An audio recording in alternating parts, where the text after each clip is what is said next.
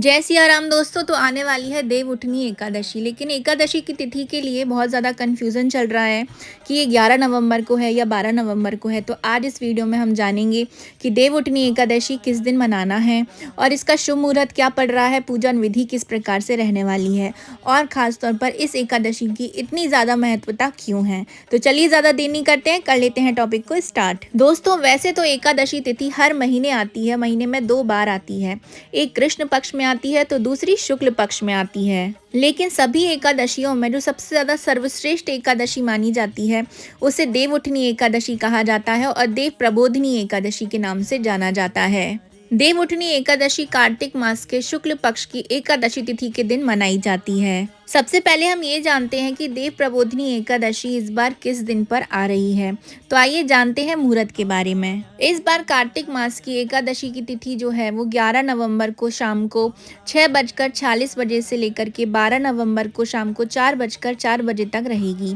तो ऐसे में 12 नवंबर 2024 को उदया तिथि में होने के कारण देवउठनी एकादशी का जो व्रत है वो 12 नवंबर 2024 के दिन ही रखा जाएगा। वहीं एकादशी तिथि का जो पारण है वो 13 नवंबर की सुबह 6:42 से लेकर के 8:51 के बीच में ही करना है।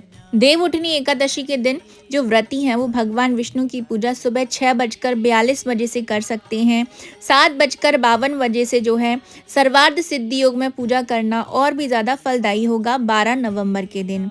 देवउठनी एकादशी पर ब्रह्म मुहूर्त जो है वो 4:56 से शुरू हो जाएगा सुबह से और 5:49 तक रहेगा। वहीं जो शुभ मुहूर्त है या जो अभिजीत मुहूर्त की हम बात करें तो 11:44 से शुरू होकर के 12:27 तक रहने वाला है। व्रत जो पारण है सुबह 6:42 से 8:51 के अंदर ही आपको कर लेना चाहिए। तो इस तरीके से 12 नवंबर 2024 को ही देव प्रबोधिनी एकादशी रहेगी। तो इस दिन ही आपको व्रत करना है।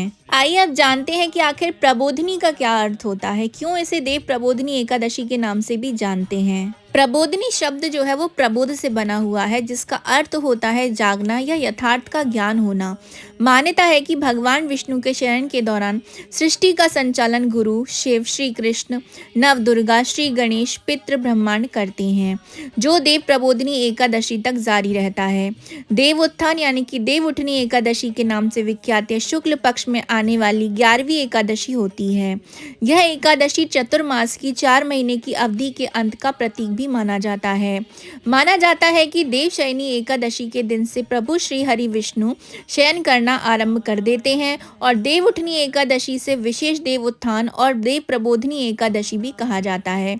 इस दिन भगवान विष्णु 4 माह तक सोने के बाद अपनी निद्रा से जागते हैं और समस्त सृष्टि का कार्यभार भी संभालते हैं। जो भी लोग एकादशी का व्रत करने की शुरुआत करना चाहते हैं तो उनके लिए यह दिन बहुत ही ज्यादा सर्वश्रेष्ठ माना जाता है।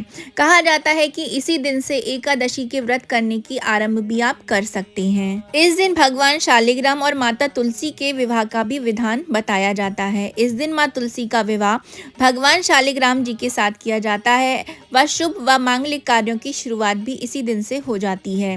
देवउठनी एकादशी के दिन उपवास रखने का विशेष महत्व होता है। इस दिन भगवान विष्णु को प्रसन्न करने के लिए कुछ खास चीजों का भोग भी लगाया जाता है। इस दिन तीर्थ, स्नान, दान, भगवान विष्णु की सेवा, पूजा और शालिग्राम तुलसी विवाह के साथ ही दीपदान करने की परंपरा भी है। प्रबोधिनी एकादशी के बाद कार्तिक पूर्णिमासी आती है।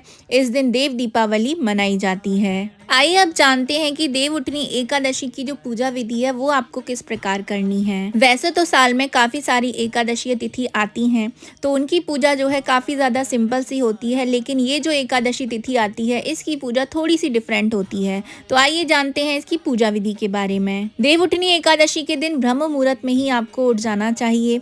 स्नान कर लीजिए। यदि गंगा जी में स्नान कर सकते हैं तो अति उत्तम है, वरना आप अपने घर के पानी में ही गंगा जल डाल करके स्नान कीजिए। फिर पूजा घर को गंगा जल से छिड़क करके पवित्र कर लें। इसके बाद भगवान विष्णु का ध्यान करते हुए व्रत करने का संकल्प लें। इस दिन घर की ठीक से साफ सफाई करें और आंगन में या फिर पूजा घर के बाहर भगवान के चरणों की आकृति बना लें। घर में ओखली पर गेरू से भगवान विष्णु का चित्र बनाया जाता है। इस पर मिठाई, फल, सिंगाड़े, गन्ना और आंवला अर्पित किया जाता है और भगवान विष्णु की पूजा अर्चना की जाती है।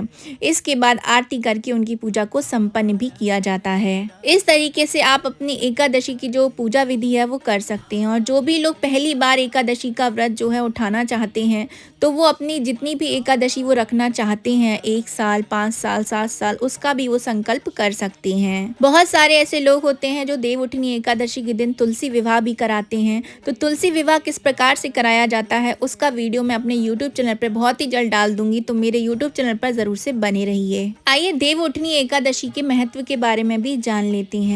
देवउठनी एकादशी सौभाग्य के उदय की एकादशी भी कही जाती है। इस दिन भगवान विष्णु 4 महीने के लिए योग निद्रा से जाकर के सृष्टि के संचालन का कार्यभार भी संभालते हैं और चातुर्मास भी पूर्ण हो जाता है। इस दिन व्रत करने से भगवान विष्णु की विशेष कृपा प्राप्त होती है और सभी पापों का नाश भी हो जाता है। यह परम प्रतापी और दुर्लभ व्रत मोक्ष की प्राप्ति का मार्ग प्रशस्त भी करता है। इस दिन पूजा करने से ग्रहों के दुष्प्रभावों से मुक्ति मिलती है और मंगल ही मंगल होता है। इस दिन पर तन मन धन से समर्पित भाव से पूजा करने से धन, स्वास्थ्य और समृद्धि की प्राप्ति भी होती है। मान्यता है कि इस दिन तो स्वयं देवता भी व्रत रखते हैं और भगवान विष्णु की स्तुति करते हैं। इस एकादशी के दिन दान करने से भगवान विष्णु की कृपा भी प्राप्त होती है। देवउठनी एकादशी के दिन से 4 महीनों से बंद पड़े जो मांगलिक कार्य होते हैं वो भी आरंभ हो जाते हैं। पद्म पुराण के अनुसार इस दिन उपवास करने से जानबूझकर किए हुए या अनजाने में किए हुए सभी पापों से आपको मुक्ति भी मिल जाती है। ब्रह्म वैवर्त पुराण के अनुसार इस एकादशी का व्रत सभी मनोकामनाओं की पूर्ति के लिए किया जाता है। शास्त्रों के अनुसार चातुर्मास में 16 संस्कारों को करना वर्जित माना जाता है, लेकिन देवउठनी एकादशी के दिन से सभी मांगलिक कार्य पुनः आरंभ हो जाते हैं। देवउठनी एकादशी के दिन भगवान विष्णु की विशेष पूजा अर्चना भी की जाती है और उपवास भी रखा जाता है, जिससे अक्षय फल की प्राप्ति होती है, सुख शांति आती है और आर्थिक स्थिति भी मजबूत बनती है। साथ ही 1000 अश्वमेध यज्ञ का फल भी आपको मिलता है एवं जन्म जन्मांतर के पापों से मुक्ति भी मिल जाती है। धार्मिक ग्रंथों के अनुसार 4 मास की योग निद्रा में लीन भगवान श्री हरि, विष्णु और अन्य देवताओं को जगाने के लिए एकादशी के दिन सुबह सवेरे उठकर स्नान के बाद घर के आंगन में भगवान श्री हरि विष्णु के चरणों की आकृति बनाएं। विशेष पूजा अर्चना कर रात के समय घर के बाहर पूजा स्थल पर दीपक जलाएं। इस दिन भगवान श्री विष्णु समेत सभी देवी देवताओं की पूजा की जाती है और थाली बजाते समय उठो देव, बैठो देव, अंगुरियां चटकाओ देव के गीत भी गाए जाते हैं। मान्यता है कि ऐसा करने से घर में सुख शांति आती है और मनोकामनाओं की पूर्ति भी होती है। साथ ही इससे घर की नकारात्मकता जो होती है वो भी दूर हो जाती है और सकारात्मक ऊर्जा बढ़ती है। इस दौरान दीवार पर भगवान की तस्वीर बनाई जाती है और उनके सामने थाली या सूप बजाकर और गीत गाकर देवताओं को जगाया जाता है। यह देवताओं को जगाने के प्रतीक के रूप में निर्वहन की जाने वाली एक परंपरा भी है। इस दिन चावल के आटे से घरों में चौक भी बनाया जाता है और गन्ने का मंडप बनाकर श्री हरि की पूजा अर्चना भी की जाती है। दोस्तों, जैसे कि हमने आपको बताया कि इस दिन पर शादी ब्याह मांगलिक कार्यों की शुरुआत तो होती है, लेकिन क्या आप जानते हैं कि देव प्रबोधिनी एकादशी के दिन 11 या चौमुखा दीपक जलाने का विशेष महत्व बताया जाता है। वैसे तो हम सभी जानते हैं कि रोजाना शुद्ध घी का जो दीपक है वो तुलसी जी के सामने जलाने से घर में सुख समृद्धि बनी रहती है, लेकिन देवउठनी एकादशी पर इसका अपना एक विशेष महत्व भी होता है। आइए जानते हैं उसके बारे में। दोस्तों, यदि आप देव प्रबोधिनी एकादशी का व्रत करने जा रहे हैं या अपने घर में पूजा करने जा रहे हैं तो ये उपाय आपको जरूर से कर लेना चाहिए। देवउठनी एकादशी के दिन तुलसी जी के पास शुद्ध घी के 11 दीपक जरूर से जलाएं। इसके बाद ओम नमो भगवते वासुदेवाय नमः मंत्र का जाप जरूर से करें। इस मंत्र का जाप करते हुए तुलसी जी की 11 बार परिक्रमा करें। ऐसा करने से माँ तुलसी आपके सभी रोग दोष दूर कर देती हैं और घर में सुख समृद्धि का आगमन भी होता है। देवउठनी एकादशी के दिन पीपल के वृक्ष के पास 11 दीपक जलाने से भगवान विष्णु आपकी सभी मनोकामनाओं की पूर्ति कर देते हैं। इस दिन भगवान विष्णु की पूजा के दौरान आपको 4 मुखी दीपक जलाने भी जरूर से चाहिए। इस दिन दीपक को चारों दिशाओं में सुख और शांति का प्रतीक माना जाता है। दीपक में सरसों का तेल डालें और रुई की 2 बातियां बनाएं। इस तरह रखें कि इनकी मुख जो है वो चारों दिशाओं में रहें। अब देवी देवताओं का ध्यान करते हुए चौमुखी दीपक को जलाएं। घर के मंदिर और मुख्य द्वार पर चौमुखी दीपक जलाने से भगवान विष्णु और माता लक्ष्मी अत्यंत प्रसन्न होते हैं। और एक खास उपाय भी आप इस दिन पर कर सकते हैं। इस दिन दक्षिणावर्ती शंख में केसर मिश्रित दूध भरें और अभिषेक कर पूजन में फल फूल गंगा जल धूप दीप और प्रसाद आदि अर्पित करने की परंपरा भी है। वहीं दिन में एक समय फलाहार किया जा सकता है। अभिषेक आपको किसका करना है? भगवान विष्णु जी का करना है।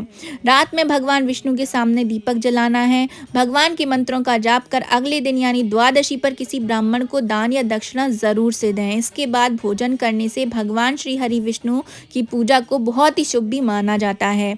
मान्यता है कि इस दिन भगवान श्री हरि विष्णु जी के साथ माता तुलसी जी की भी पूजा जरूर से की जाती है। लेकिन एक खास बात का आपको जरूर से ध्यान देना है कि इस दिन भगवान विष्णु को सबसे प्रिय तुलसी भी उनके लिए ही व्रत करती हैं। तो यही वजह है कि इस दिन आपको तुलसी जी में जल नहीं देना है। कहते हैं कि इस दिन तुलसी को जल देने से उनका व्रत खंडित हो जाता है, इसलिए एकादशी के दिन तुलसी में जल नहीं देना चाहिए। इस दिन भगवान विष्णु को तुलसी दल अर्पित करने से वह बेहद ही ज्यादा प्रसन्न होते हैं और मनचाहा फल प्रदान करते हैं। तो एकादशी के दिन सुबह सबसे पहले नहा धोकर व्रत का संकल्प लेना चाहिए। संकल्प लेने के बाद लकड़ी की चौकी पर पीला कपड़ा बिछा करके उसके ऊपर भगवान विष्णु की मूर्ति रखें और जो तुलसी जी के पत्ते हैं वो आपको एक दिन पहले ही तोड़ करके रख लेने चाहिए। भगवान विष्णु को जो भी आप भोग लगा रहे हैं तो उसमें एक तुलसी दल जरूर से डालें। उसके बाद पीले फूल पीली मिठाइयाँ भगवान को चढ़ाएं और पूरे दिन व्रत रखें। रात में भगवान विष्णु के भजन गाएं और उनके मंत्रों का उच्चारण भी करें। देवउठनी एकादशी पर बहुत से नियमों का पालन करना भी जरूरी होता है। तो इस दिन केवल निर्जल या जलीय पदार्थों पर ही उपवास रखना चाहिए। अगर व्रत रखने वाला रोगी है, वृद्ध है, बालक है या व्यस्त व्यक्ति है तो केवल एक वेला में ही उसको उपवास रख सकता है वो व्यक्ति। इस दिन चावल और नमक से परहेज करना चाहिए। भगवान विष्णु की उपासना करना बहुत ही शुभ माना जाता है।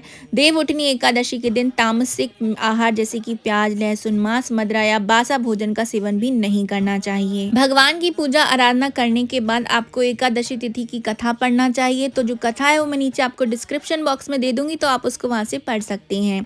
या फिर आप इस दिन पर विष्णु सहस्त्र नाम का पाठ भी जरूर से कीजिए, ये भी बहुत ही शुभ माना जाता है। यदि आपके पास में विष्णु पुराण है तो आप वो भी पढ़ सकते हैं, या आपके पास में हरिवंश पुराण है तो आप उसका पाठ भी जरूर से कीजिए।